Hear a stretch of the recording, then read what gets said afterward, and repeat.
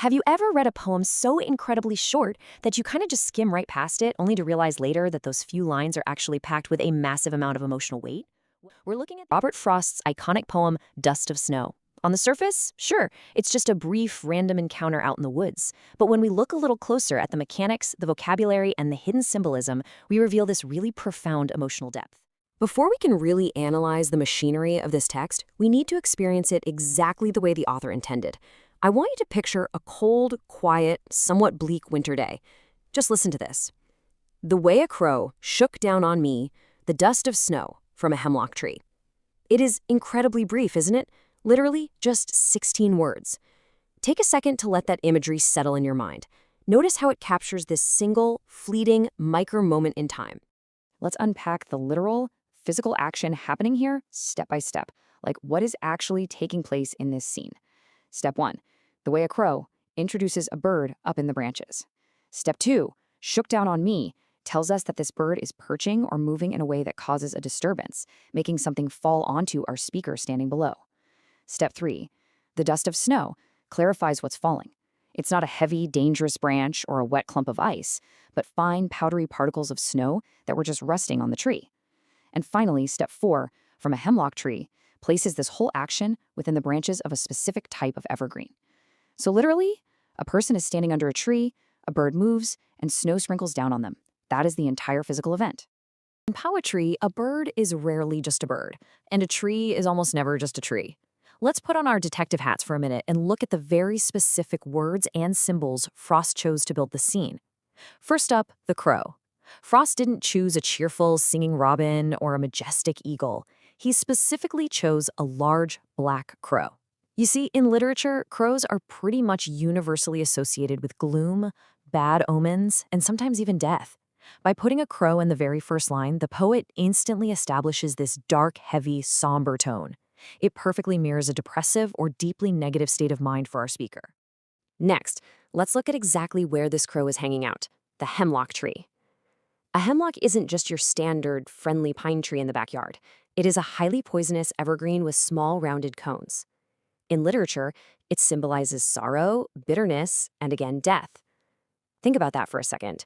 Pairing a traditionally ominous crow with a highly toxic hemlock tree, that deliberately creates a setting of intense melancholy and isolation.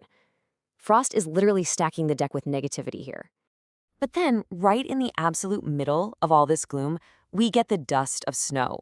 Notice the contrast. These are fine, powdery particles, kind of like white dust that has settled onto the branches. Now, while the word dust usually makes us think of something dirty, old, or neglected inside our homes, out here in nature, this dust of snow represents pure, brilliant white particles. It symbolizes this sudden, unexpected cleansing. It injects a crisp, cold spark of life and refreshment straight into the middle of a very dark situation. And this brilliantly illustrates the incredible tension Frost has built in just 4 short lines. On one side, you've got the dark omens, the crow and the hemlock, completely weighted down with gloom, sorrow, and the specter of death. But on the other side, you've got this pure spark, the dust of snow, bringing a sudden, unblemished cleansing. It's an amazing visual and emotional contrast, and it's perfectly balanced within a single, fleeting interaction. We've looked at the words and the symbols, so now let's pop the hood and look at the engine. We're going to examine the technical tools, the literary devices that Frost uses to actually construct this experience. The poem relies on a highly deliberate set of tools. We have a strict A-B rhyme scheme. We've got something called enjambment. There's vivid visual imagery, subtle metaphor, and the rhythmic sound play of both assonance and consonants. Let's look at exactly how these tools shape what we feel as we read. Now, what's really interesting about this slide is how the actual mechanics of the poem perfectly match the physical action happening in the story. Take enjambment, for example, which is arguably the most prominent device at play here. Notice that there is 0 terminal punctuation, no periods, no commas until the very end of the stanza. This literally forces you to read the whole thing in one continuous breath, creating a fluid, unstoppable momentum that perfectly mimics the quick, sudden movement of the snow falling down. Then there's assonance, which is the repetition of vowel sounds. Listen to the O in crow, shook, and snow. It gives the stanza this melodic, almost hypnotic rhythm. And the metaphor of dust highlights how unbelievably light and small these snow particles really are. The structure of the poem itself is literally acting out the scene for us. And all of this brings us to a massive, pivotal question, one that serves as a narrative bridge to our final layer of understanding. Why would a speaker find comfort in such dark symbols, right? If the crow and the hemlock are so steeped in sorrow and bad luck, why does this specific moment feel like a spark of light?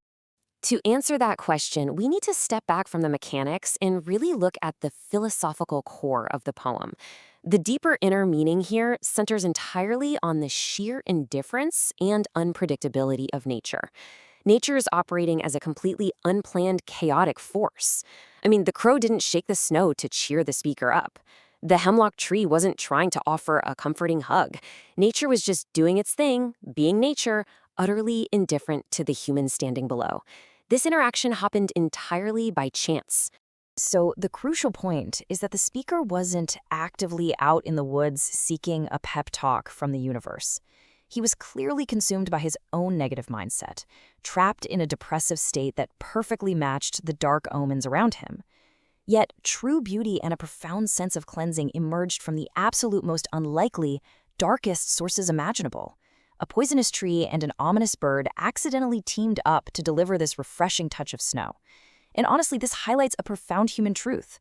We constantly overlook small, beautiful moments of interaction in our own environment because we are so entirely consumed by our own internal troubles. Before we get into the heavy analysis, let's just establish a baseline and actually listen to the lines themselves. Imagine someone speaking slowly, really carrying a heavy emotional burden. Has given my heart a change of mood and saved some part of a day I had rude. You can almost literally hear the exhaustion there, especially landing on that final heavy word, rude. To truly grasp what just happened in those lines, we need to quickly define a few key terms.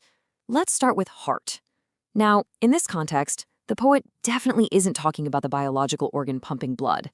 Heart here refers to the speaker's internal emotional state, or really their very soul. When that cold snow drops from the tree onto the speaker, it isn't just a physical chill, right? It's causing a deep spiritual impact. So what is that heart actually experiencing? Well, a mood, which is a temporary state of mind or feeling. The speaker experiences a change of mood, and that tells us something absolutely vital. The depression or sadness they were feeling, it wasn't permanent. It was shifting, temporary, and entirely capable of being flipped by a sudden external event. And because of this sudden shift, something is saved, meaning it's rescued or preserved from just being totally wasted. The speaker isn't being physically saved from a burning building or anything. Rather, the remaining hours of their day are literally being snatched back from the jaws of a total waste. But saved from what exactly? Well, a day they had rued. To rue a day means to feel this bitter regret or deep sorrow about it. And this word is absolutely crucial because it establishes exactly how terrible a state the speaker was trapped in before this tiny moment. They weren't just having, a mildly boring afternoon. They were having a day filled with sorrow, a day they actively held in bitter regret. Now that our vocabulary is locked in, let's walk through this emotional shift step by step. Step 1, has given my heart. The physical sensation of the falling snow literally hits and impacts his internal state. Step 2, a change of mood. The sudden, unexpected touch of nature acts almost like a circuit breaker. It just snaps the speaker's negative train of thought, shifting their emotions from deeply depressed to suddenly refreshed. And step 3, and saved some part of a day I had rued. The speaker suddenly realizes the entire day isn't a total loss after all. Before this tiny natural event, the day was entirely ruined. But now, a fraction of it is miraculously rescued. How exactly is the poet making us feel this emotional shift? Well, first, it's through a really neat, bouncing CD-CD rhyme scheme. Heart matches with part, and mood matches with rude. It gives the stanza this rhythmic, almost upbeat energy that contrasts beautifully with the heavy subject matter. Next up, we see synecdoche. It's a brilliant device where a small part of something represents the whole. By saying has given my heart, the poet uses the heart to represent the speaker's entire being and total emotional existence. Now, what's really fascinating here is how the poet uses sound itself to manipulate our feelings through sonic devices. Listen to the alliteration, which is the repetition of initial consonant sounds. We've got the heavy H in has given my heart, and then the much softer S in saved some. Then there's assonance, the repetition of the A vowel sound in words like and, saved, part, and had. This creates this bright, open sound that actually mimics the shift toward a more positive mood. Finally, consonants. Notice the repeated D sound right at the ends of words. And, saved, day, had, rude. That hard D gives the final lines a very definitive sense of weight and closure. And all of this brilliantly illustrates irony. Think about it. A crow and a poisonous hemlock tree are usually symbols of death, darkness, really bad omens. Yet, in this massive, surprising plot twist, these traditionally dark symbols of nature are unexpectedly the exact things responsible for bringing light and relief to our speaker. It's a total reversal. Finally ready to zoom all the way out and map out the deep symbolism here. The heart symbolizes the inner core, proving that nature's healing isn't just skin deep. The change of mood symbolizes a profound emotional transfiguration, moving from a state of intense regret to sudden peace. Saved some part is pure redemption. It's proof that even in a totally lost day, something beautiful can still be recovered. And the rude day? Well, that symbolizes an entire period of life spent in sorrow, which is miraculously reset by the natural world. So the truly crucial point here is this concept of the fragility of negativity. The inner meaning shows us that even a deep-seated, heavy, horribly negative mood is incredibly fragile. It can be entirely shattered by a simple, pleasant physical sensation, like a tiny dusting of snow. We so often let a single bad experience ruin our entire day, right? But this poem reminds us that we also possess the capacity to let a single, small moment save it. And that brings us to the ultimate inner lesson, which is transfiguration. This stanza is, at its core, a profound message of hope. It tells us that no matter how much of a day has been completely rude and regretted, the present moment always, always holds the potential for redemption.